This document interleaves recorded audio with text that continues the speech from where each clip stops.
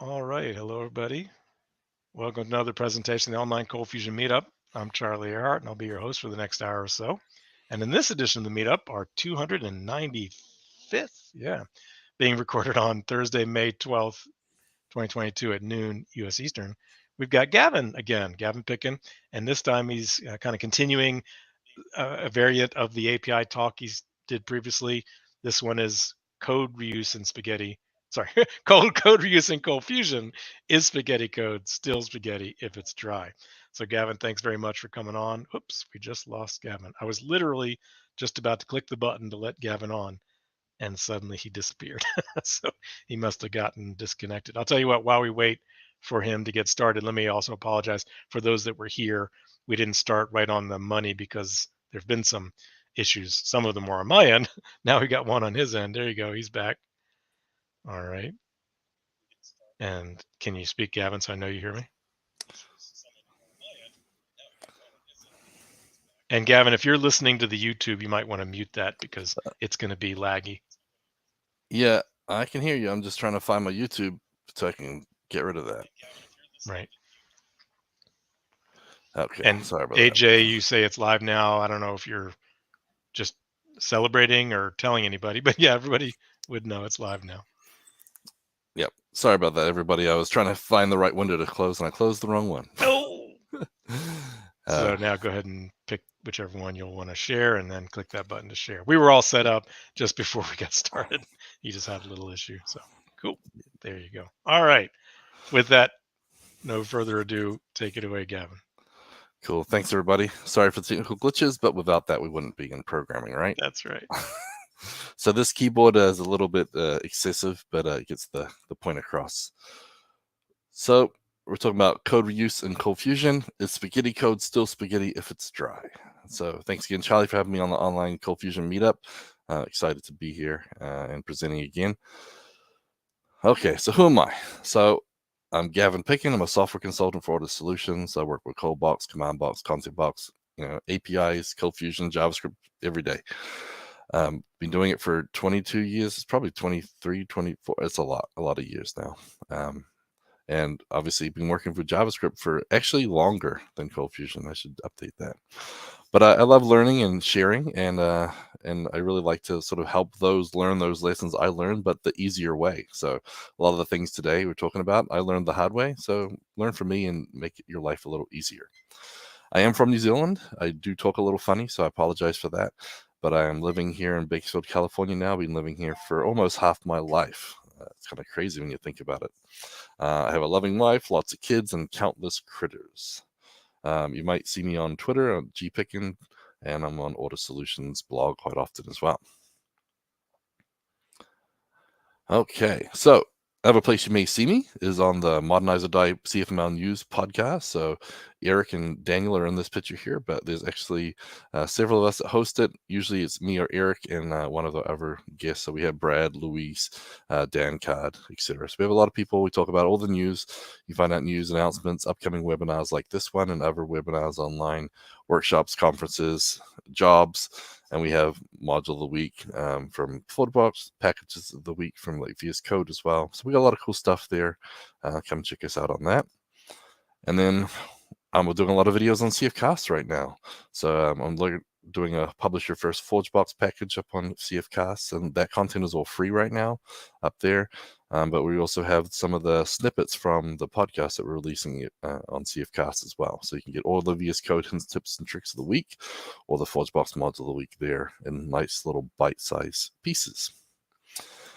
And I'll be speaking at the Into the Box conference coming up here in Houston as well. So you guys, if you haven't been to it, it's a great conference. We got a lot of good stuff going on there. Early bird prices are available till May 31st. Got lots of workshops already announced, but it's a great conference. Hopefully Charlie will be speaking there again. He's spoken there before, and we love having Charlie. It's a great conference, a lot of community members. So check that out if you guys are willing to travel to Houston in September. Okay. Let's talk about spaghetti code. So what is spaghetti code, you might be thinking? Well, spaghetti code is usually formed when different developers, or maybe the same developer with a different mindset different times, add, change code, and maybe you don't do it consistently. But the result of it is it can be unplanned, convoluted, confusing, and unmaintainable code. So spaghetti code is that sort of code where you're kind of scared to touch it, right? And that's basically comes down to when it untangles, you don't know how it's going to, untangle. Is it going to collapse? Is it going to implode? So you're just scared to touch it. A lot of times, a lot of older stuff talks about spaghetti code being really hard to scale. In the old days, it was always worried about scaling and sort of that type of thing. Another name for it, I like to think, is legacy code. And legacy code isn't old code. Some people get offended when we talk about legacy code, but when I see legacy code, that might be my code from 2 weeks ago because it does it differently now. Like I might think of it differently. I might solve the same problem differently. So the legacy code is previously good code, but not anymore. Sometimes I try and use the word traditionally. I might have done this, just sort of get away from that stigma. But that's what we're talking about with spaghetti code. So there's been a few people posting on the web, and so sort of the pasta theory of programming, which I think is awesome. So spaghetti code is unstructured, hard to maintain, caused by lack of style rules or volatile requirements. Architecture resembles a tangled pile of spaghetti in a bowl.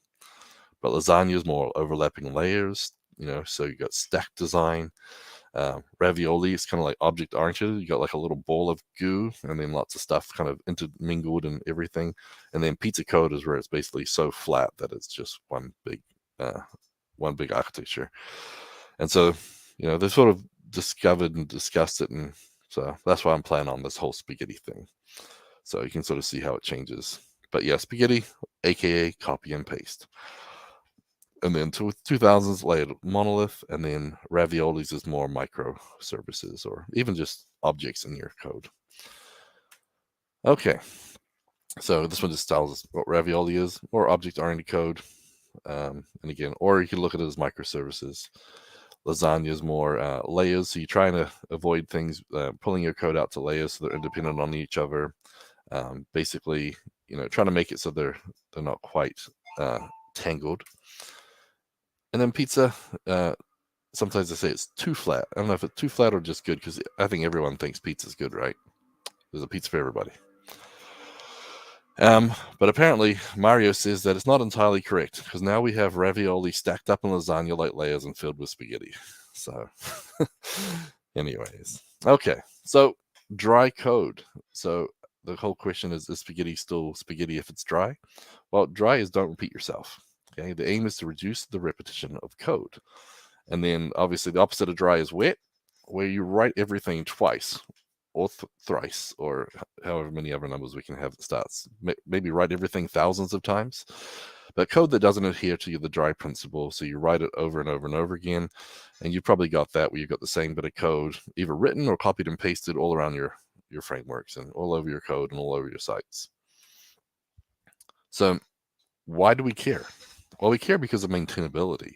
The biggest benefit of using dry is maintainability. Fixing bugs in one location is easier than remembering to find them all and fix them all when everywhere else. So like, how many times did you copy that one little bit of code around your code bases? If you got 10 clients, do you have to go find it in every client's project? Updating the logic or adding functionality is easier when you've got one location and many as well. The other thing too is you'll find that bug a whole lot quicker if everyone's using the same code, which means you can fix it. Of course, that's a con as well, because if you break it, you break everything. But there's always pros and cons. So this acronym is another cool one. Adi Osmani, he has a lot of great stuff. So if you want to check out that website, but the short of it is components should be first. They should be focused. They should be independent. They should be reusable. They should be small, and they should be testable.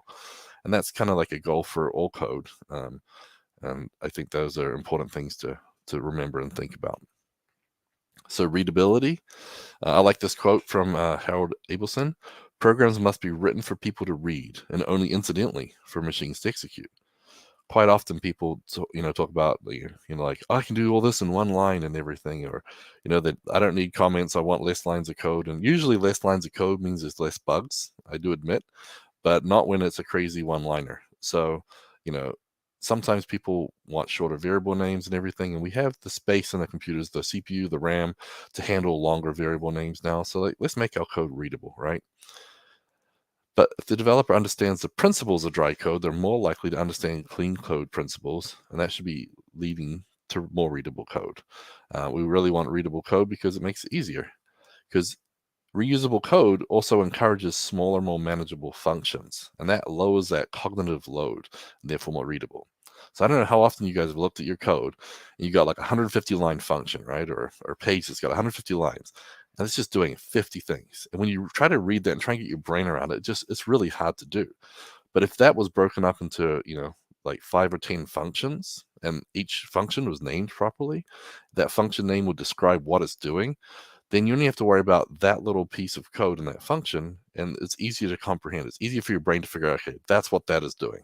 Got it. Let me go to the next piece. And so if you use code reuse, it usually lowers that cognitive load. You don't sit there staring at the code trying to figure out what it's doing. It's way more obvious because it's broken up. And testing. Testing is important. I know we all want to do more testing than we're doing. We usually do it manually. We click around in the browser and test a few things. Some of us are doing BDD testing, DDD testing, etc.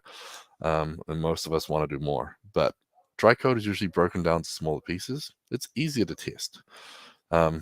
Again, the more code you have, the more paths and functions you have to cover, and the harder it is to test. And again, if you've got the same code in 20 places, but you've updated them differently, now you've got to test more code too.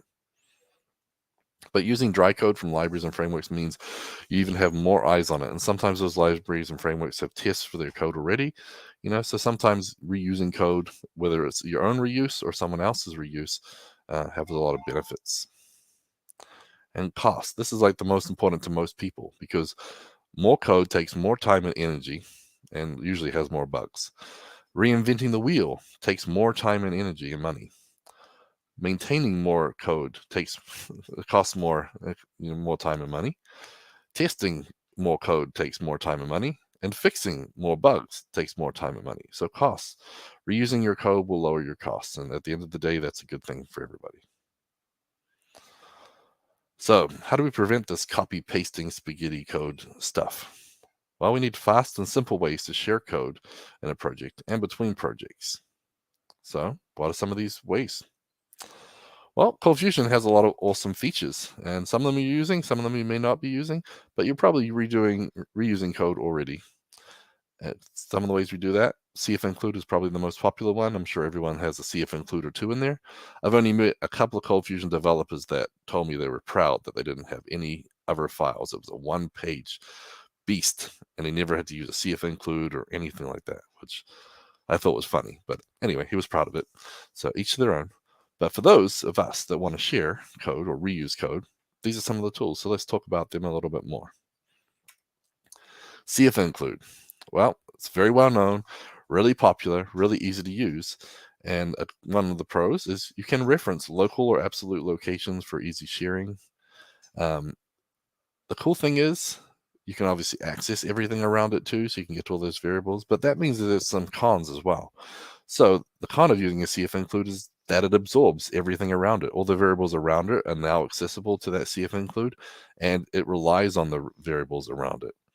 And so it's really hard to control those inputs. And we'll look at how we use it today, but we can also look at some of the issues with it too. So I've got some code up and running. I'll share the repo a little later, but let me see if I can pull it up here. Okay, close all this off. Okay, so I've got a few different examples here. So bring up. Okay. Here's my little helper spot. So the first one is CF include. So in here,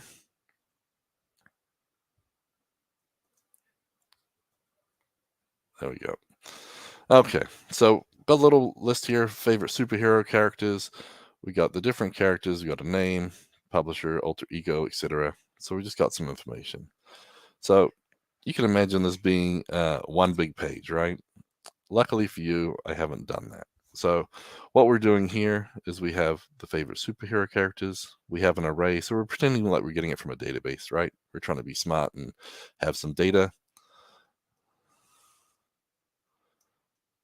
At the bottom here, this is something we've all done before. This is reusing code. We're looping through, and for each one of those items, we're including right here the profile and then that code. So we're including the underscore superhero. So include file. It's got an underscore in front of it, so we know it's a partial file, and that basically includes the publisher, alter ego, first appearance, characters, etc. So the cool thing is this current item is from outside the file. We can access it. We've always done it before, pretty easy. Now there's a profile link here. So the profile has the information. And again, we can reuse that same bit of code here on the profile page, right? So if we come up here and click on Batman, so now we have Batman, we have this, we're reusing code. If we didn't do that, we'd have the same code in two different places. And if we weren't reusing it in this list, we would have to copy and paste it. It just doesn't make sense with a query. Now, if you're doing a menu in a site or something, it may make some sense. But so yeah. So now the cool thing is that we have this index, right? We have the superhero include, but what's the problem here? See right here, current item equals, I can't control the input. This file always expects a current item. So even though I have a superhero detail up here, I couldn't just make this work with superhero detail. If I get rid of this code right here, it's going to blow up in our face, right? Because it's looking for a specific input. It requires a specific input. So that's one of the negatives about having, a CF include. Obviously, I got around it by just making a new variable that pointed to the other variable, but that's just one of the cons. So again, worked pretty good, but let's see what else we can do. So a CF module, this is kind of cool because it's essentially just like using a CF include, but we get some extra pros. So the cool thing is it black boxes your code. So you can only access what you give it. So that means if we wanted to give it variables, we can control what we actually see. But it also can make your code more flexible. Since you can control the inputs, you can, handle it differently, and it makes it easier on the outside when you're calling it. You don't have to do any weird stuff like passing the right variable name in, for example. You can access the caller to get access to the parent, which can break encapsulation, but at least you can if you want to. And also you can reference local absolute locations for easy sharing. So you can get to other files and other locations. The cons, it's not very well known. It's not very well used from my experience. People don't seem to like it. And especially since it's equivalent to a custom tag, people don't like them. I don't know why people hate them so much, but they do. But the other thing is the con is you can access the caller for access to the parent. So the big thing with this, it breaks encapsulation, and it can create unintended or unexpected side effects. So because it can do that, if you change that module to do something to the caller, it could change stuff in pages you don't think about, So it's one of those things you need to be aware of. So let's look at the code for using a CF module instead. Okay, so we'll go back here. The browser is not happy today. So let's look at the CF module. While that's changing, I don't know what's going on. Sorry about that, everybody. Okay, so let's look at the code. So in our index CFM, again, we have the title, we've got our data, which we could include with an include, would be handy there too. So in here, we have a CF loop, again, looping over the array. We link to the profile the same way, but now we have a CF module. And the template here is underscore superhero again. So instead of including the template, we're just setting up here, but now we can control inputs. So we're saying superhero equals current item. So it doesn't matter what it's called, we can access it that way. So now, dumping this on purpose. That's probably why it was so slow. You know what? I probably threw it into the underscore superhero here. Yep, I did. Let me comment that out for a second. Okay. That's why it was so slow. Okay, so again, we loop through, we passed in the superhero, looks good. If we go to the actual Batman profile again, it looks the same, right? Doesn't look any different, but on the profile here, you can see here we have the superhero detail. So maybe your query is named superhero detail. Just pretend this is a query, right? We don't have to change that variable name. We just give it something different. So superhero equals superhero detail here, but on this page here, superhero equals the current item. So again, small change, but it's one of those things you have to be aware of, because I don't know how many times you have a CF include that you've used in hundreds of places, and then all of a sudden, you want to use it somewhere else and the variable doesn't match. So do you change your variable, or do you change the way you handle it? So a module can help that. But again, you can access the caller. So if we undo this here and we'll just reload, you'll see it can get to the caller. Like right now, this is the scope. This is what's calling it. I just get superhero detail. But if I go back to the list and then refresh, I get the current item, I get the array of superheroes, I get everything inside the scope of where it is. I even get the current index. So it's leaking data. So that's good in some cases, but bad in others. So what about custom tags? The ones that everybody loves? No. I like them because when you're doing stuff with tags, doing UI, it gives you a tag syntax to allow you to wrap that content nicely. And I think it's great for UI. Makes your code more flexible since you can control the inputs, just like a CF module. You can access that tag content from inside your custom tag as well, so it can actually read between the tags, which is great. You can access the caller in case you want it. And the cool thing is engines have central custom tag locations for sharing between projects. And you can even, because custom tags will get looked up, I think Charlie will probably correct me if I'm wrong, but I think it can look on the current folder. You can have the shared folder, and then obviously you can do imports as well, which we'll try and talk about later. But you can actually import a library of tags. So there's a lot of different ways, and so custom tags are even more friendly and more shareable. The cons, well, since it wraps the code, it executes 2 times and confuses people. Even if you're doing a self-closing tag, it will execute 2 times, so you have to be aware of that. People don't seem to like them. Again, I think they're really powerful for the right reason. And again, you can access that caller, so it can break encapsulation and cause unaffected side effects if you're not aware of that or you're not, diligent. So let's see what that does. So let's go look here.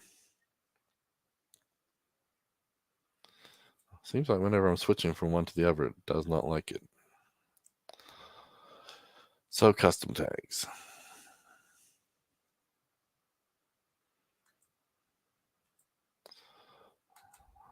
Oh, I left a dump in that one too. Okay. So in the custom tags here in the superhero file, you'll see that we're doing the dump here. Now, you'll also see there's some extra stuff in this. So we have this tag.execution mode. So this says, hey, this tag.generated content equals, and here we have the start. So in the start of it, we're going to put this, and at the end of it, we're going to put this, and then right here is where you actually put the generated content.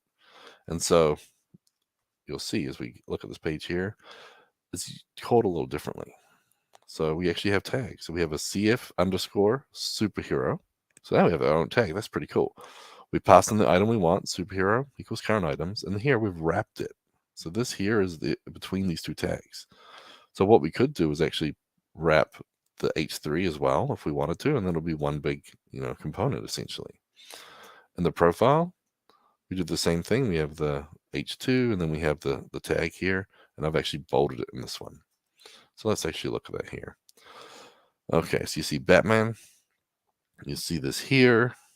And look, here's that output. So this is the start of the execution tag. Here's the rest of it. And then we have the scope at the bottom. So if I come in here and I look at just the superhero piece, if I take the generated content out, save it, reload it. So now Gavin likes superheroes. That's the generated content. It still happens between the start and the end, no matter what. But I can access it and change it, or I can remove it completely. So if I wanted just to read that, this tag that generated content, I could read it, use it in here somewhere, and then I could actually hide it so it doesn't get shown. It's pretty cool. You have a lot of flexibility in this. And then again, you've got the execution mode, end and start. Now, if I take the end mode off, start mode off, we go to the profile for Batman, you'll see it does it twice because it executes this once, then does the generated content piece, and then executes the rest of it. So you have to make sure you're using this execution mode. And again, even with a self-closing tag, it'll happen. It'll do it twice, but still pretty neat. But out for now, so it's a little easier. Okay, so that's how we can use custom tags. So let's get back to our code presentation. So now let's look at user-defined functions. Now those first three things were the first things we could do back in early 2000s before we had things like UDFs and we had CFCs and other things. But a user-defined function is basically a function inside your code that you can call. It makes your code flexible because you can control the inputs. You give it exactly what you want to give it. And the cool thing is it gives you back just what you asked for. It's simple to create and include multiple for simplicity. It only runs when you call that function, so you can put that code anywhere you want in your page. It only actually runs when you actually call it. And you can access the calling environment if you need to. The cons, you can access the calling environment, which breaks encapsulation. Again, pros and cons for everything, right? It's good when you want it and bad when you don't. And the other thing too is you can, if you start including these files on like every single page, if you're including them everywhere, it can bloat your bytecode by. And actually, I'm questioning that too because I'm wondering if the engines are smart enough to say, "Hey, it's the same file, and I'm just going to reference that file in my bytecode." Versus including it where it's actually like almost copying and pasting it in. So it depends on how you do it. It may bloat your code. So let's look at a UDF and how that changes things.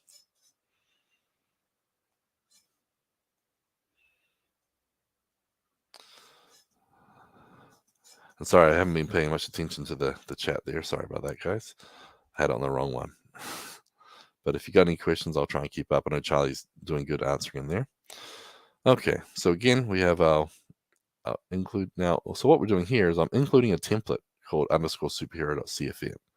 So instead of calling it in the bottom here, what we're just doing is actually saying, hey, we want to output superhero, and then we're passing in the superhero number that we want to pass into.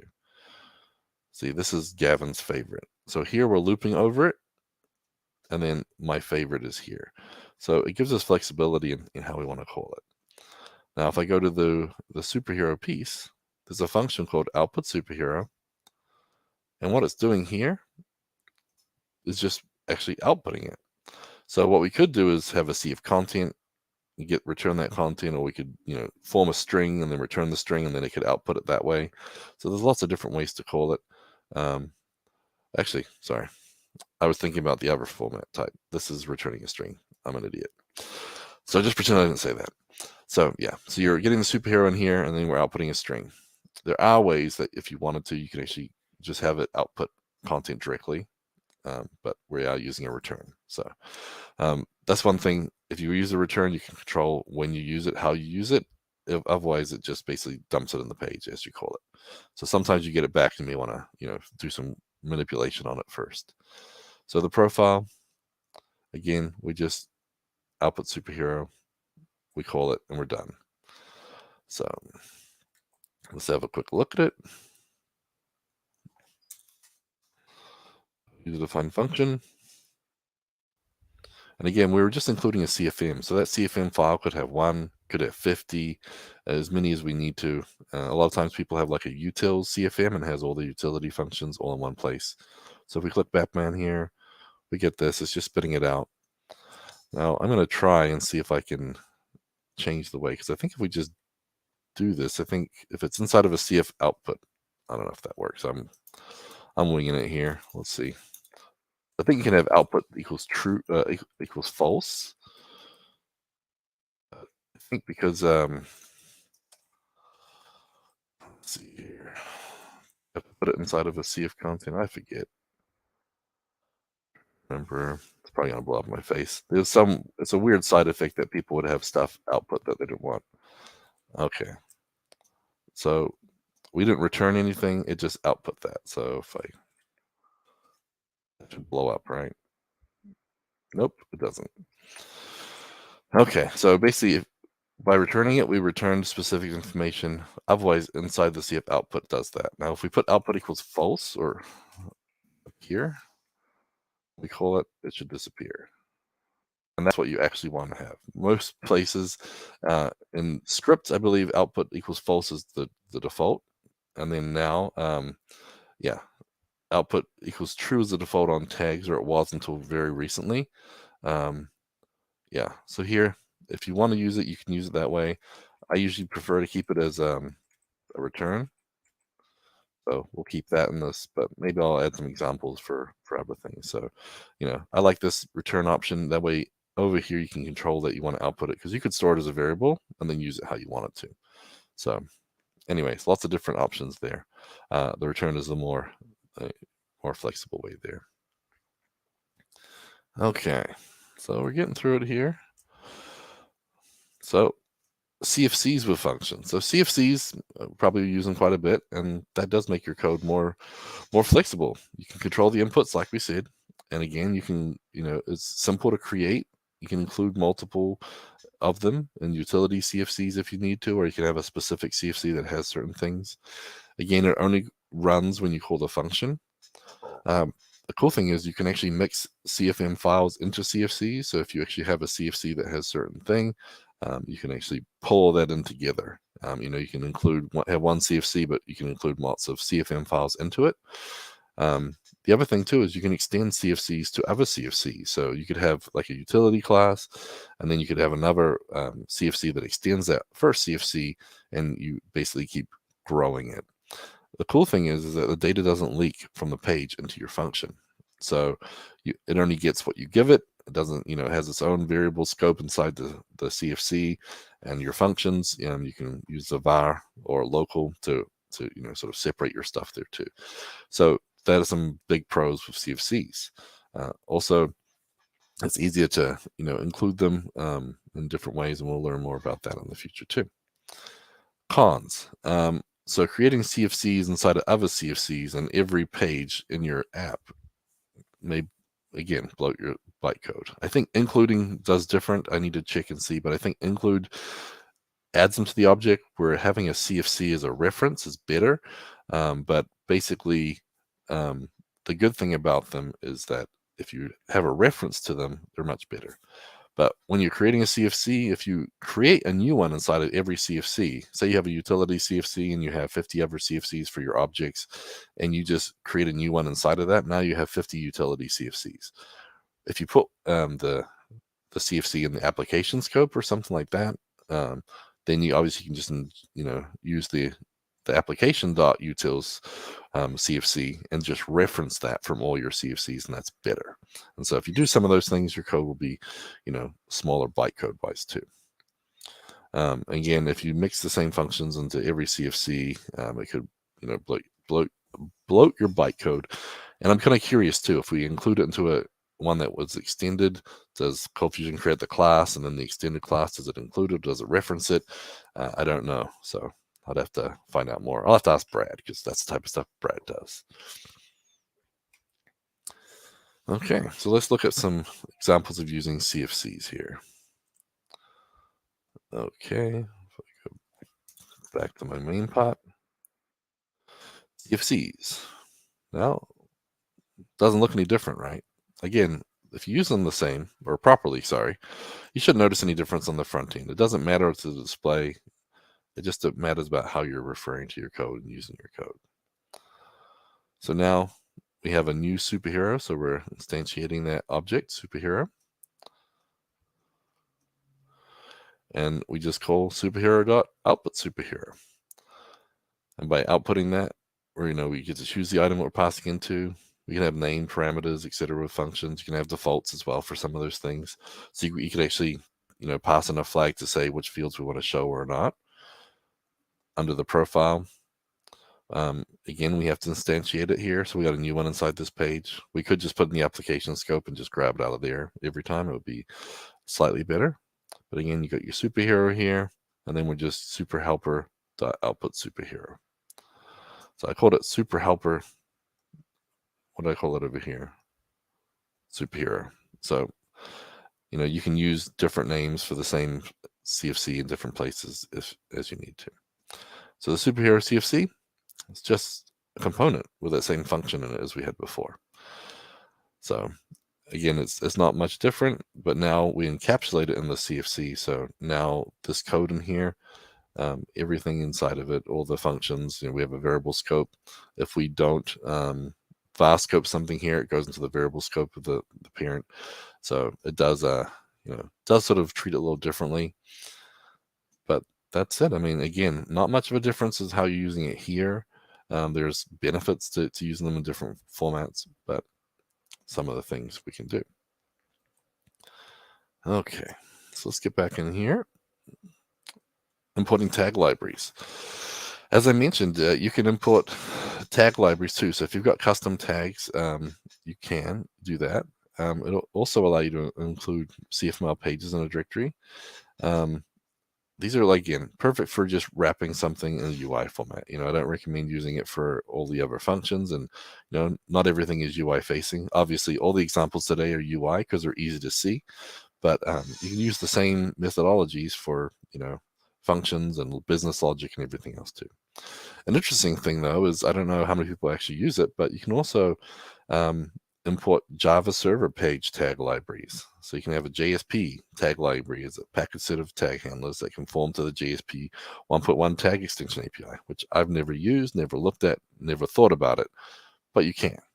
So let me open up CF Docs here, and you can see some examples. And then obviously so if you want to, here, it's a relative tag, relative here to the tag library. You can give it a prefix of tags. So now when you want to use it, you just prefix it with tags : so it gives it a namespace. So you can have different things. So if you've got maybe you have a site that you built for some customers and they share similar tags for certain things, like meta tags and maybe some of your other SEO stuff. You could have an SEO : head tags, and then inside that it would output all their tags based on that. And you can have another one for their custom UI.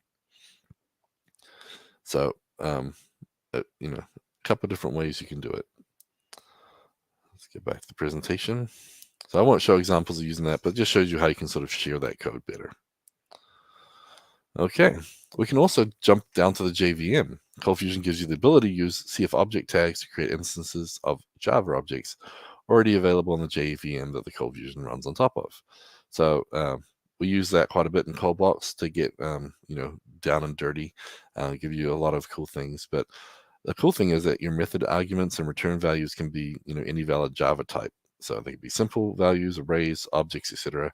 But ColdFusion handles the transformation for you when you pass values into the Java functions, except when you you have to cast it specifically. So sometimes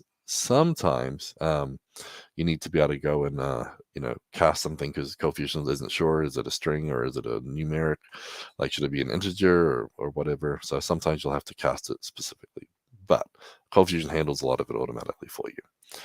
And also Java, common Java functionality includes environment variables, JVM arguments, networking. And so a lot of times you need to jump down to that to be able to get things like the IP address or the host name of the machine or something where you can't rely on, CGI variables or something from the engine.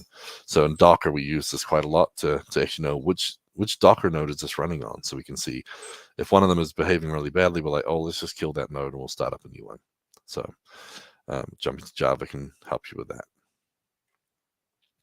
So JVM functionality cons. Well, Java is a verbose language. Sometimes it requires a lot of hoops to get something pretty simple done.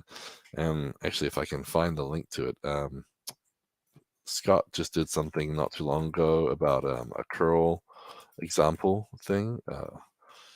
Was a curl converter. Let me show this because it's a cool thing to show off because we need more sites like this in the ColdFusion world. So this one here shows you basically how to curl example.com. So this is how you do it in CFML. So it translates this into an HTTP service.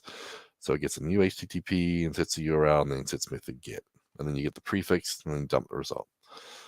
Looking at Java, this is what it would take in Java. It's a little more verbose. You have to set up, IO and input, and that's a lot of work just to curl something, right? Versus JavaScript fetch, or if you want to look at some other languages too. But if we do a more complicated one, and we look at CFML, it's a little more work. But look at the Java for this one. Anyway, Java can be verbose. Got it. And ColdFusion still lacks some power features when it comes to working with Java. Ask Brad. He's always complaining about the engines that don't do that, because you can't extend a Java class or implement some interface types sometimes because they require a certain type of use. So you can use most things in Java, but sometimes just ColdFusion doesn't quite let us do it, and we really hope that Adobe listens and adds it for us soon. Okay, let me just jump into the code real quick and show you another one here. So I added just a little touch of it for you into number 6. So inside our index file, nothing is different. We're just dumping out the superhero properties here. But right below here, I have this little superhero.get properties. So what are we doing there? That's something different, right? So in our superhero CFC, I add a little script block. And what I have here is I have a function called get properties. What it's doing is it's saying, hey, get me the Java system and then get properties. So get Java system is my little helper here. And again, I'm storing it in the variable scope of this CFC. So if we reuse the CFC and we share it, then we don't have to have a million of these Java systems instantiated. So get Java system, we check to see if we have the Java system in the variable scope. If we don't, we put one there, and then we return the Java system. Otherwise, we'll keep making more variables. So here we just call get properties. And you can obviously, in ColdBox, we use get env, get system property, get whatever. There's a whole bunch of different things here, which is pretty cool. So, but by doing that, we're basically getting all the JVM properties. So if I pull up my code again, see what it looks like here. So if we go to Java, doesn't look any different, right? Well, I wrapped it in a debug because I don't want to have all that stuff everywhere. Now, did I not do that?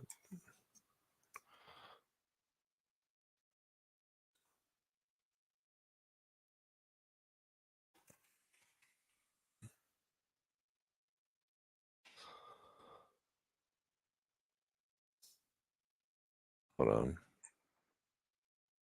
Java profile.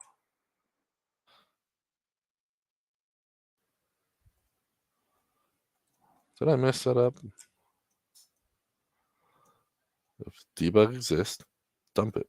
Oh, well, I'm just going to get rid of it because obviously my brain isn't working properly. It should have dumped a bunch of stuff out.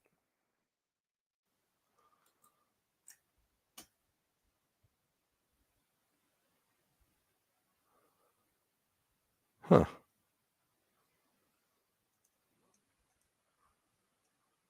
It was working before, I swear.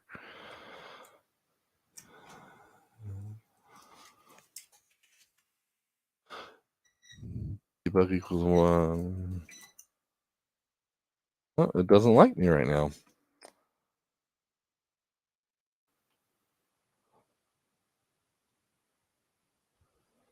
Huh. That's interesting.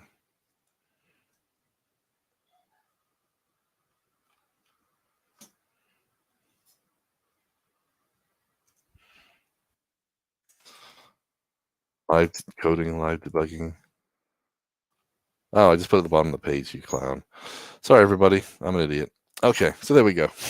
So dumping out the Java util properties. So you can see it's all the properties that Java has access to. So there's a whole bunch of stuff in here you probably shouldn't see. But long story short, you can jump into Java and get different things. So people use it for date formatting sometimes. They use special array functions sometimes. There's all these different things you can jump into. A lot of great stuff built right into the JVM. You don't even have to add additional jars. It's just there. And so it's pretty neat that we have access to that right inside of ColdFusion. And again, we can reuse things here. There's no point to reinvent the wheel. We don't need to worry about that. Okay, let's get back to our code. So those are a lot of features that ColdFusion gives us, but sometimes we need tools to make it even better. So dependency injection, that's one way we can actually improve the use here. We can use externally sourced frameworks and libraries like CFML or Java libraries too. We can use things like command boxes endpoint installation, which you can install things from all different places, and then full ColdFusion package management for your app, and that's through ForgeBox. So Oops, wrong way. Sorry. So Wirebox is our ColdFusion Dependency Injection framework for ColdBox. Obviously, DI1 for Framework 1, and you can use Wirebox outside of ColdBox too, which a lot of people don't know. But any dependency injection framework like Wirebox, it alleviates the need for custom object factories or manual object creation in your ColdFusion applications. So Wirebox will do what I was talking about before about putting something in the application scope. And so when you create your CFCs, if you want a util CFCs, you say, hey, injector, I want a util CFC. And that basically, like that Java system property thing, says, hey, do we have a util CFC already here? If we do, give that to them. If we don't, let's go create one. We'll put it in the application scope so we don't lose it, and then we'll give them the new one back. And so Wirebox handles that for you. Now, if you're building a CFC which has 5 other CFCs, which have 3 other CFCs, and there's one CFC requires another CFC, which that CFC requires the other one, you've got a circular loop. And Wirebox can handle that type of thing for you. So it gives you a standardized approach to object construction and assembling, and it makes your code easier to adapt. It's also easy to test, mock, and extend. So definitely got some pros. There's a lot of advantages to a DI framework. I'm not going to go through all of them, but it helps you write less boilerplate code. It gives DI, Wirebox, the dependency injection responsibility, so you don't have to stop trying to figure out which one needs which one. The objects will handle for you. And also can leverage persistent scopes for performance and scalability. So you can go beyond the session and application scope too if you need. Also, you don't have to worry about wiring up your application. Wirebox will handle that for you, and there's a lot of conventions that it uses, but you can also configure it the way you want to as well. And it'll also make easier. You won't have boilerplate code everywhere for it. And again, TDD, BDD definitely helps. And if you guys ever heard of aspect-oriented programming, AOP, event lifecycle stuff, you can really do some crazy cool things with something like a dependency injection framework. Okay, so externally sourced frameworks and libraries. Most importantly, we're discussing dry code. Using these libraries stops you from reinventing the wheel. You learn from other people's mistakes, gain from their security and coding practices, and contributions from many people can give you options you haven't even thought about yet. Sometimes there's stuff in there that you didn't see, you haven't heard of, or you're not aware of. Everyone has their own responsibilities and experience. And so using some of these frameworks and whatnot can help. There are cons to that too, and we'll cover that another time. Command box. Command box has all these cool, easy endpoint installations. So I'm not even talking about ForgeBox right now, but basically with command box, you can say, hey, in command box, install from this Git repo. Hey, command box, install from this Maven Java endpoint. It's really cool. It's really simple, and it just gives you that ability to start sort of using third-party tools, but without all the cons. And here are some of the examples of the endpoints. So you can point command box to install from a hosted zip file containing a package, a file on your local machine. So a lot of people don't even have access on their machines to be able to go out and get stuff. You can actually have all your package zip files on your machine, and you can just say command box install it. And you can do a folder, so you can actually aim it at a folder locally. It has the packages. Git, it supports Git over HTTP and over HTTPS as well as SSH keys. So you can also use Lex. So if you have Lucy extensions, if you guys are using Lucy, you can actually use that there via HTTP. So it's pretty cool. And also S3, if you guys have S3 for some of your modules, you can actually have your little modules put up on S3 as a zip, and you can tell command box to install that. And then CFlib, the UDFs that were on CFlib, there's actually a CFlib library there. I know that things have happened with CFlib over time. It's come and gone and moved and changed, but it does support it. Gist, if you have a Gist, like if Ben Nadell's got something up on a Gist somewhere, you can actually install it right from that directly in your code, which is pretty neat. And then Java, again, you can install OpenJDK for your servers right there with Java. And then if you have a Java file hosted remotely, it's not contained in a zip file for this one. But so there's all these different ways that command box can install things for you. And again, it makes it easier to share, right?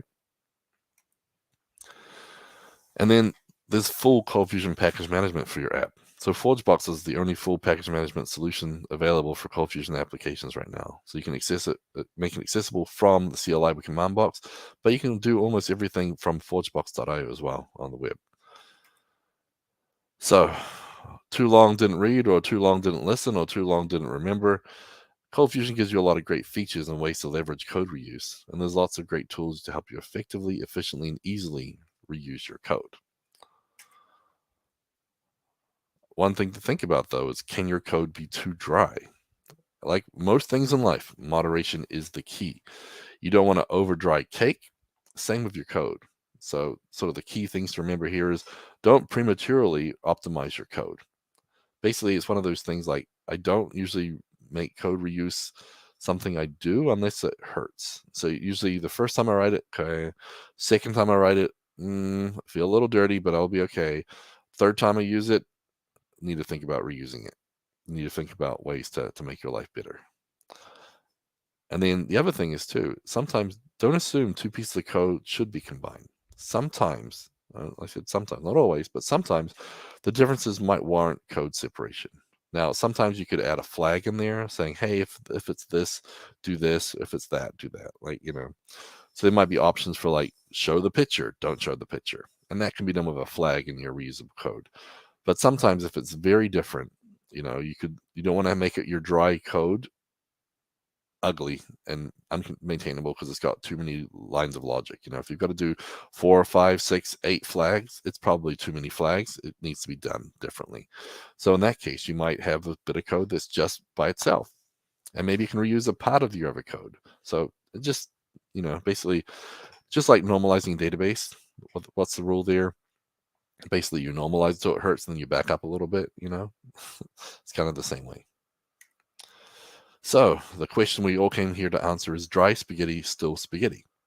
Well, if you dry your code, it doesn't run blood red with all your suffering. So I think it doesn't have all the aspects of spaghetti. You may have some raviolis in there, some lasagna, maybe some pizza even, and your code base looks more maintainable. Those are more bite-sized, less messy, less tangly, and easier to consume. Your code is still Italian. It's a little strange. You don't understand everything yet, but you're on your way. Who's hungry? Any questions from you guys before I finish up? And I'll leave it on here too, because if Charlie says yes, I'm actually going to be back on June 9th, if that date works, for my next online CF meetup. We're going to be sort of following on from this one, saying, why should I use third-party libraries versus rolling my own? So hopefully Charlie's got a room in the schedule for me. We'd love to have you back. So, and we'll get that announcement out soon when you get me that description, and we'll go with that date. Yep, and for sure. The only question I think that's outstanding is the very last one from Joseph. Okay, Joseph. So there's not a recipe book for ForgeBox that answers all your questions about deploying and switching between development and prod and how to set that all up.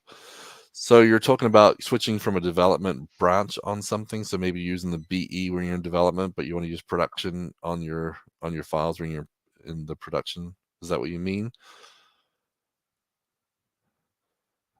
We are definitely working on some recipe book / cookbook stuff. I'm doing a whole lot of blog posts about ForgeBox right now because that's part of the reason I'm doing this presentation, because a lot of people are, using a lot of this stuff, but there's a few questions unanswered. There's a few things missing. And so I'm trying to fill the gaps there. Obviously we use ForgeBox all the time because we understand all its pros and whatnot.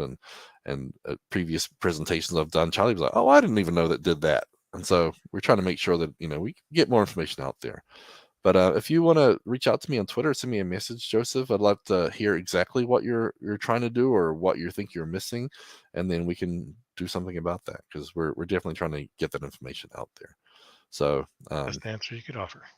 Yeah. So I don't have an answer for you right now, but I will get one and I'll share it at the next meetup, because we're gonna be talking more about third-party stuff, and I actually want to do one on ForgeBox and how to get started with it and why you should use it. And because like I said, command box, you don't have to use ForgeBox to use all those endpoints that command box has.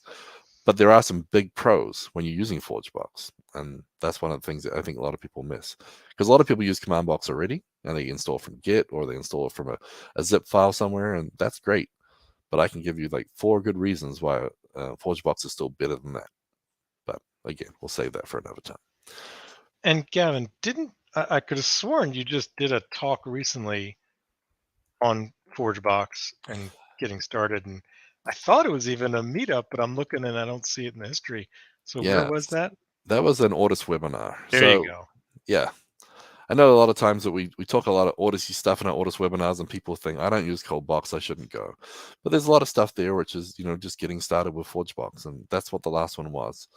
But a lot of people they want it more bite-sized, more in depth, slower, and so I usually try and present the same information different ways, because someone's ready to learn on 5th gear, and someone needs to learn in 2nd gear, and that's okay.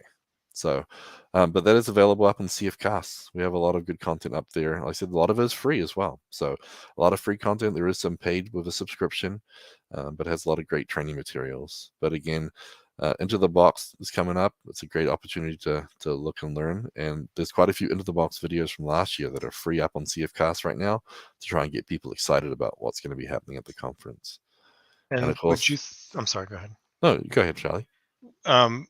Would you think it's the one called Publish a Package via forgebox.io? Is only 7 minutes old, or is that a subset of the talk? Because I thought it was longer. No, it's definitely, it should be in the Otis webinars. Let me pull it up here and I'll bring it over. I'm just going down through the CFcast page after page.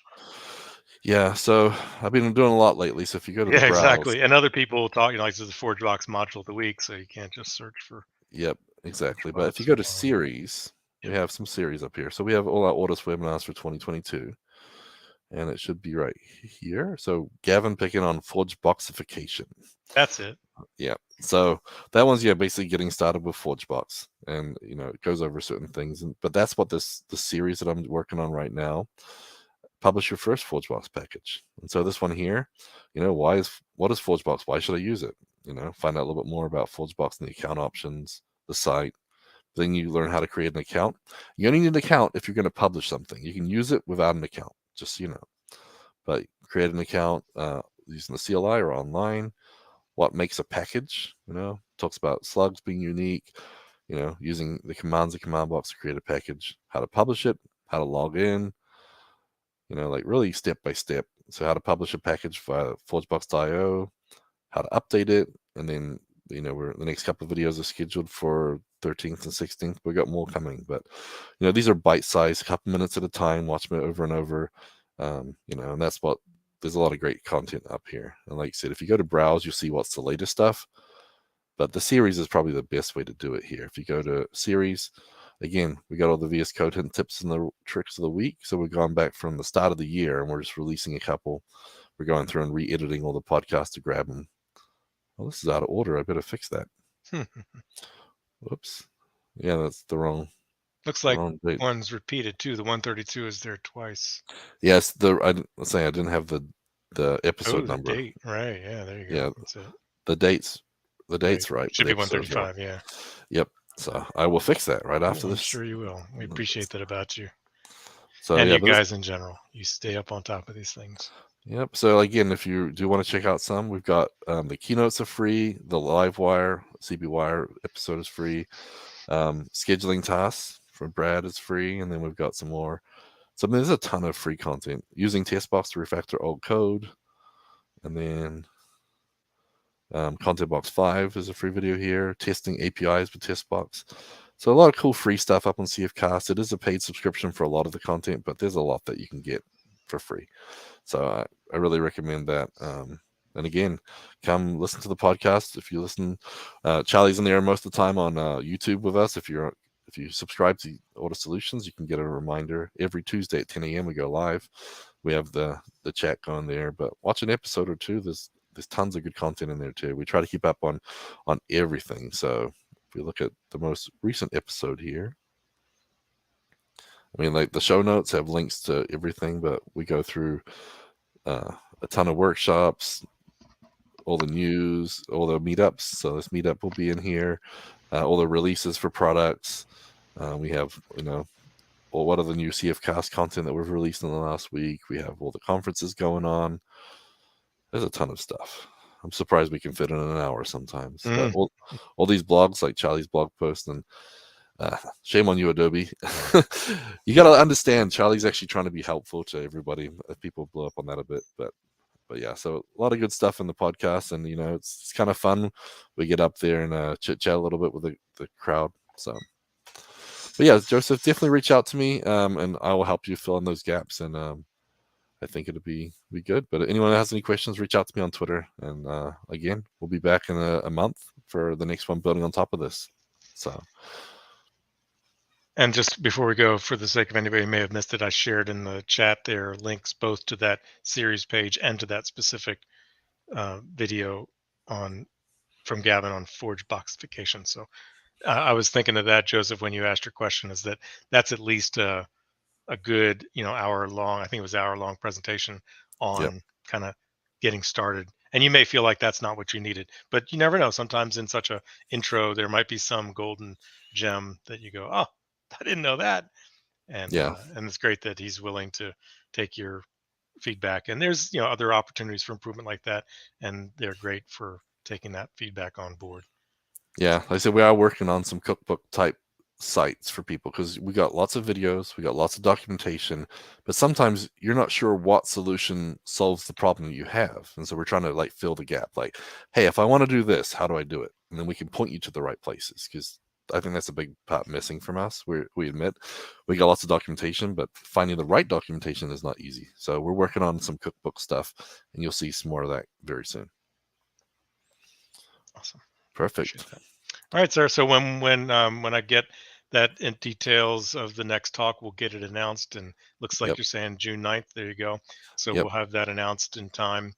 And I think there'll be even one or two before that. So just keep an eye out on ColdFusionMeetup.com or the meetup site for the ColdFusion Meetup. And we'll look forward to seeing everybody at the next session. Thanks again. Yeah, Gavin, thanks everybody. for this one. Yeah, no problem. Thanks everybody. Have a good one. Bye, everybody.